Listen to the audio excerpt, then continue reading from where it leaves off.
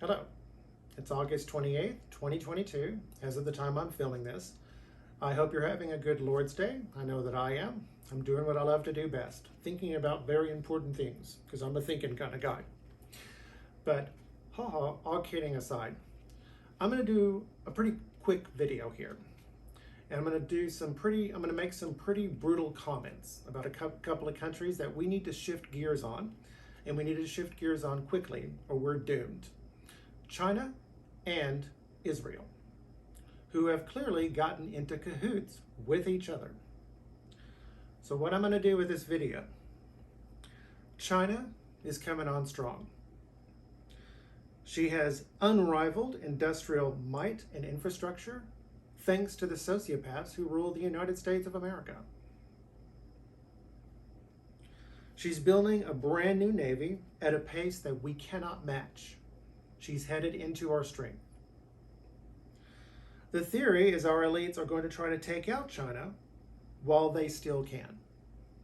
In other words, they've created this monster, now they got to take her out. And they don't especially care how many of us have to die when they do it. The existence of China's hypersonic missiles, which we do not have, is seen as proof of her prowess and future unrivaled power on the global scene. In the case of the sociopaths who rule America and Western Europe, this theory is true, all of it. And if we don't beat them down and claw back power, they will fail, and they will probably end up getting millions of us killed. Although I suspect they themselves are going to be okay. But if we do claw back our power, then this is the exact opposite of true. We are prepared, we are poised to have leaps in technology that will take China another 20 years to half-ass match, and that's what they'll do. It'll be half-ass. If we claw back power, then this is China's last opportunity to take us out, because they won't be able to match what we have coming. Now, how did we get into this state? We got into this state because we Christians have been demoralized. Now, I understand a lot of this stuff we deserve because we've been I've been talking about homosexuals. I just released about a video on Plato and why he was a catastrophe to us gay men. And I get it, but, everybody hated us homosexuals. So it's not just something Christians have to clear up. Now, what's going on right now is I am confident we're on a wind up. We're getting ready to ban the New Testament. It is being smeared as an anti-Semitic document or series of documents. We're told by scholars, and here's what I'm going to work with. There's a historian named Josephus, and I picked up two books from a world-renowned scholar on Josephus named Steve Mason. Josephus in the New Testament, 2nd edition. Almost done with that. And then I go through again, I loop through things again, and I do a more intense, I start taking notes. When you see me quoting books, and you see me with note cards, these are notes from the book itself that tell me where I want to go. This is the notes from Plato's Laws. Almost done with the first reading. In between the two readings, I'll be doing Josephus, Judea, and Christian Origins, also by Steve Mason. So far, and this is preliminary, and of course I'll do a full video on this. No matter what my conclusions are, they may be the exact opposite of what my conclusions are right now. So far, these are my conclusions. We're told by scholars that Josephus is barely aware of a tiny group of people known as Christians. And as I said in a video before, they're starting to come to the conclusion that all the Gospels were written by people who read Josephus, that Josephus came first. But I will demonstrate that Josephus was hyper aware of us. Without getting into details, it is pretty clear that his number one goal was to bind his wealthy Roman patrons to his own person. Again, there might be a lot of changes before I do the final video. That's okay. In order to bind them to his own person, he had to steer his patrons away from Christianity. It's pretty clear that they'd already heard about it. They didn't know much about it, but they were already starting to hear about it. Now, the example of that is we have a census from a man named Quirinus in 6 AD. The Gospel of Luke, and Luke says that that's not his first census, that he also presided over one in 4 BC. Luke is not confused.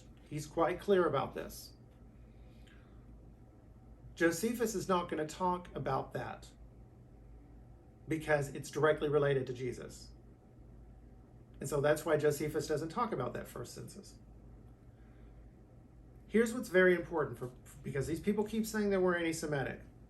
Josephus admits that every accusation the New Testament levels at the Sadducees, the Pharisees, and even his fellow priests was true. His criticism of the Pharisees was functionally identical to Jesus's, and he hated them just as much. The difference is he makes excuses for his fellow priests, because he's one of the people that Jesus went after. Now, just parenthetically, Dr. Mason assumes, like virtually everybody, that Jesus is from a lower class family. I don't think so. Hidden stories of the childhood of Jesus.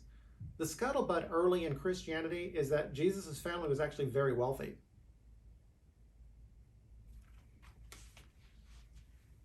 Yep. They had interests all the way over into England, in a part of England known as Cornwall. If you look at the bottom of England on the left, that long territory, that's Cornwall, that they worked all the way over there. Joseph had to go to Bethlehem during that census because that's where the center of his family operations were on. You notice how Jesus was really good with his Bible? He knew it back and forth.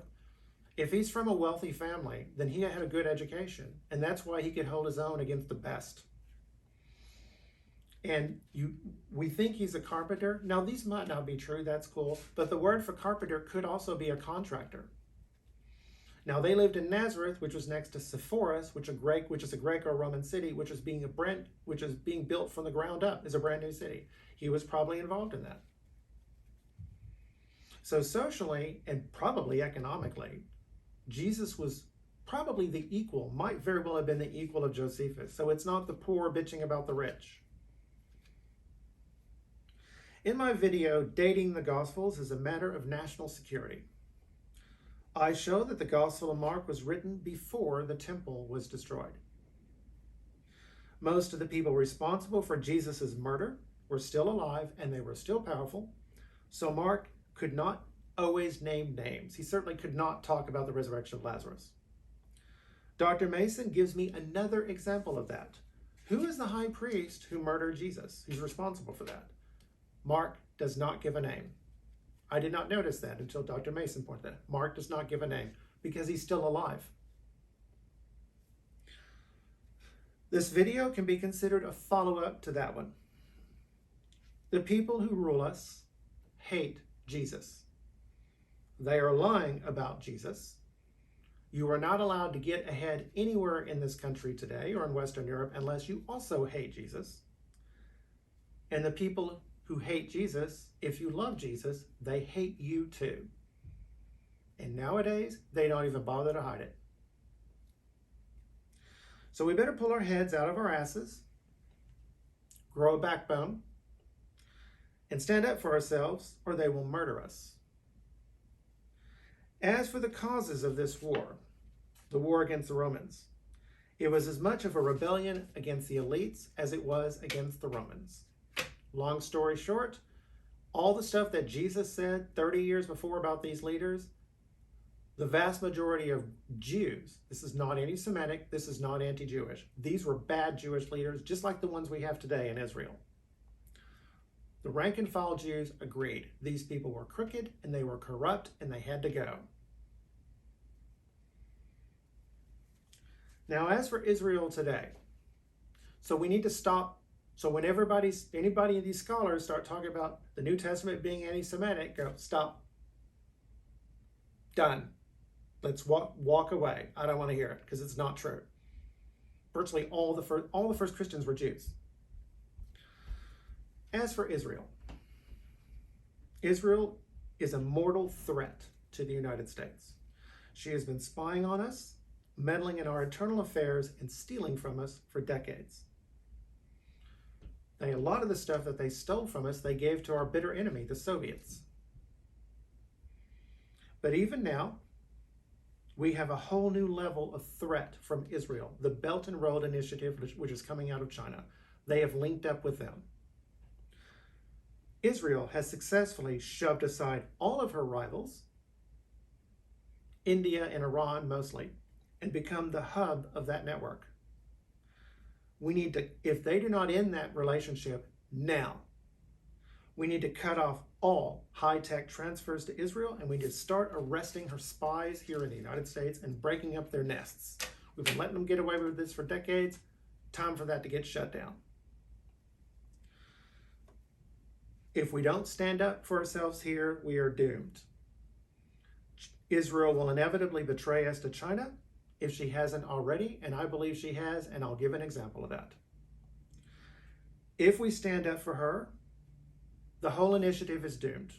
One thing that one of the reasons why if we do things right, one of the reasons why I'm not worried about China is we are very clever. They do these big old things with this big massive overhead. They build these big old navy, but they haven't shown me any ability to pull a rabbit out of the hat, technology wise. I'm not impressed with her hypersonic technology. I'm not impressed with her navy. Apparently she's the first to build an AI drone. Well, bully for her. We're all doing AI and we're all doing drones. We're going to talk about this. So we got SpaceX with their new starships, and we got Starship 2.0 coming up, which is even bigger. We can go from one point of the Earth to any other point on Earth in an hour. So we're going to need a lot fewer roads, and we're going to need a lot fewer railroads to move stuff around. We also have 3D printing. So here with this critical technology, I guarantee you Israel is going to manage this. Let's just put it that way. They're going to make sure that this gets on the back burner, that it does not interfere. This current batch of leaders in Israel who have to go. Just like that batch ruling Israel in the decades leading up to the fall of the temple. They got to go. They're dangerous. Our current generation of politicians are unreliable, including the so-called woke politicians, the Republicans. Governor DeSantis of Florida is willing to throw out the First Amendment for Israel. He's already proven that he's willing to do that. The Texas Republican Party was ordered to end their account on Gab Social, and they did what they were told. This is a company run by a Christian. Benjamin Netanyahu, the Prime Minister of Israel at the time of Trump administration, clearly knew the result of the 2020 election before Trump did. He knew it, of course, before Vladimir Putin did in Russia and Xi Jinping in China. He clearly knew about it before. How did he know that? In regards to Benjamin Netanyahu and Donald Trump, Trump's efforts to reindustrialize America and force China to comply with international law was a threat to the Belt and Road Initiative. So Trump had to go. This proves that no amount of effort to show friendship to Israel will ever matter. Time for brutal truth. Time to end the bullshit. Nobody was ever more friendly to Israel and more successful in defending Israel's interests than Donald Trump. Didn't matter. I'm done. I'm done with the blasphemy, and I'm done with the treating us like crap, like we're your enemy, when clearly we love you. Nobody loves you more than we do. And that's a fact. The Chinese certainly don't. You're going to throw us away for them? You're insane. Now, as for China, a few years back, there was a vote on what are the new 10 wonders of the world. And two of them that were going up against each other was the Great Wall of China and Hagia Sophia in Istanbul, Constantinople, the great church of Hagia Sophia. The church of Hagia Sophia was a bolt out of the blue. Nobody saw this coming. It was a church that was so amazing that it converted the Russians to Christianity. They couldn't tell, along with Byzantine music, or which is, I think, better called Hellenic, Byzantine music, the Roman Hellenic ecclesiastical music. combined with the music, the Russians could not tell if they were in heaven or on earth. It was a bullet out of the blue. The Great Wall of China is just a great wall. Now, I remember watching a video on chariots, not YouTube, something on PBS, I think, on chariots. They said the chariots were in China for 1,000 years, longer than anywhere else. My automatic conclusion, that their generals were not very clever. They couldn't figure out how to get around a chariot.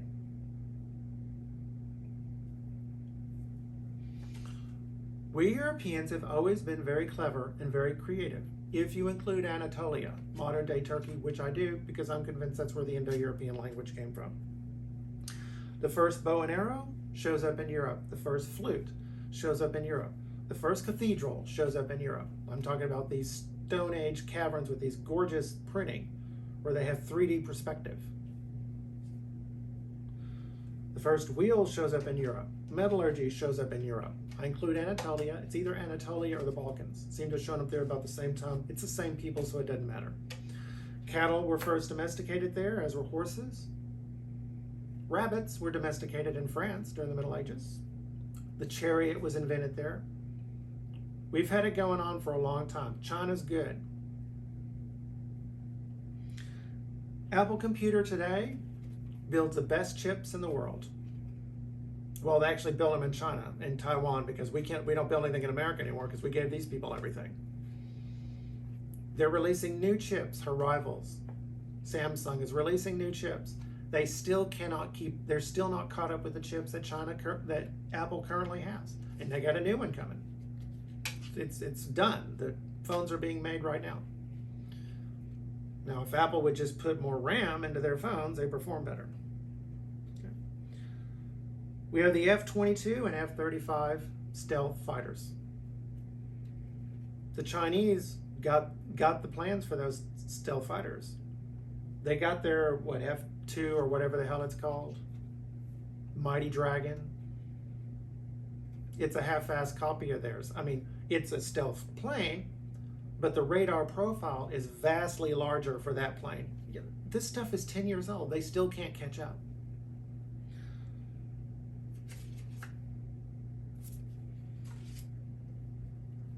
Now, in both cases, in both planes, they're about to get replaced. The new generation is already on the way. And there's a dynamic feedback going on here. The current jets are used to use technology for the new jets. And if it can carry over to the current jets, they're carrying it over to the current jets. We have a new F-22 Raptor coming out. These are planes that we can't even build anymore. We are building not one, but two completely original jet engines, new species of jet engines. There's a variable engine and the rotation detonation engine. The variable, basically there's a trade-off. You can go far in a jet or you can go fast. The Warthog, it goes far. The F-22 goes fast. Okay? With the variable engine, do what you want. They're here. Now, we got them. We're gearing them to put them into our F-35s. It dynamically decides whether you want to go far or whether you want to go fast, and it adjusts. The rotation detonation engine, I don't even understand really how this works. Bottom line is this: we can use it on our ships, our warships that don't have nukes. And why not? Why not other warships? Why not non-warships? We can use it on our jet fighters. We can use it on and we can use it on our missiles. And we're building those right now. There are a lot. We've been talking about these since the 50s. We've made the breakthroughs. We're working on them right now. You can go further with these jet engines, you can go faster with these engines, and you can use, and at the same time, you use less fuel. And that's what's going to happen with our warships. They're going to go they're going to have 10% more power and use 25% less fuel. We have new aircraft carriers right now, coming out right now. They have these new Bechtel nuclear engines. They generate twice the power that they need right now because they're about to get phasers or lasers or particle weapons or something. Your hypersonic missiles will not get past this new technology. We're ready. As soon as it's ready, boom, it goes on those aircraft carriers and all our warships.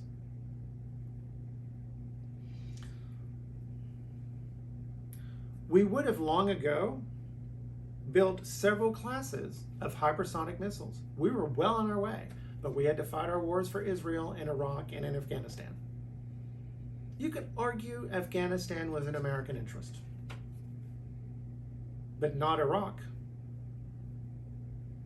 We were well on our way. I suspect that even though we don't have hypersonic missiles, the technology that we have is better than what the Chinese have.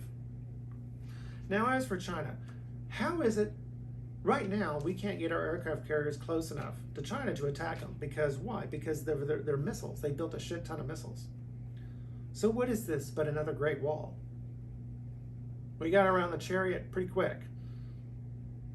Everybody got around the Great Wall. Rest assured, we're going to get out around this. We could probably do it now. We got the B-2 stealth bombers. We got the B-21s coming to replace them. They can't even catch up with the B-2. The thing's what, 30 years old?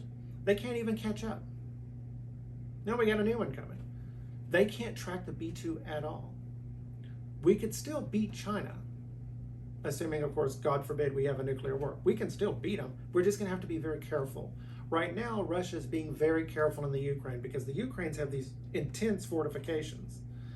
And what the Russians are doing, it's in the east. And what the Russians are doing is they're picking through those. So we're going to have to slowly pick through the Chinese with those B-2s. It's going to take a little bit of time. The first week of the conflict, they might actually take down a few of those B-2s. But if we keep at it, we keep wearing them down. And then after a while, we'll be able to send those aircraft carriers in. And when we do, it's game over. This is with the current technology. The new stuff, forget it. Forget it. The Chinese are very smart people, and they have a Heraclean work ethic. But how far would they be if our leaders hadn't given them our industrial infrastructure and let them steal our technology, which is what they did. They've been, just like Israel, they've been turning a blind eye for decades, just letting them steal. In fact, that was the agreement that we made with them, that we transfer technology to them. Can you believe that? How would they be today if it weren't for that? Even if they complete all of their current military upgrades ahead of schedule, they're still a generation behind us. Just like that new chip coming out on the Samsung phones. Still a generation behind Apple. More than a generation. This is the way they are. So I'm going to send this off to the politicians and I'm going to say, listen, you stand with Jesus or you don't. You stand with the rank and file Jews who live in Israel or you don't, because this is for them. These leaders in Israel and in America and in Western Europe, they gotta go. It's gotta be 70 AD in Jerusalem all over again. These people gotta go. And we need to put people in who know what they're doing. It's gonna be messy at first. It was bad for them in 70 AD because the Romans were there. Ironically, the Pharisees and the priests were telling them that they can't fight the Romans, and they were right. But unfortunately, they'd lost all credibility. This is where we're at right now. Our leaders have lost credibility here and in Israel and in Western Europe. Let's shove them aside and let's start again. And let's stop giving our crap away. But although I have been very intense in this video, you're gonna have to do it out of love. You don't want anybody to go to hell, but we just got to get it done. God bless.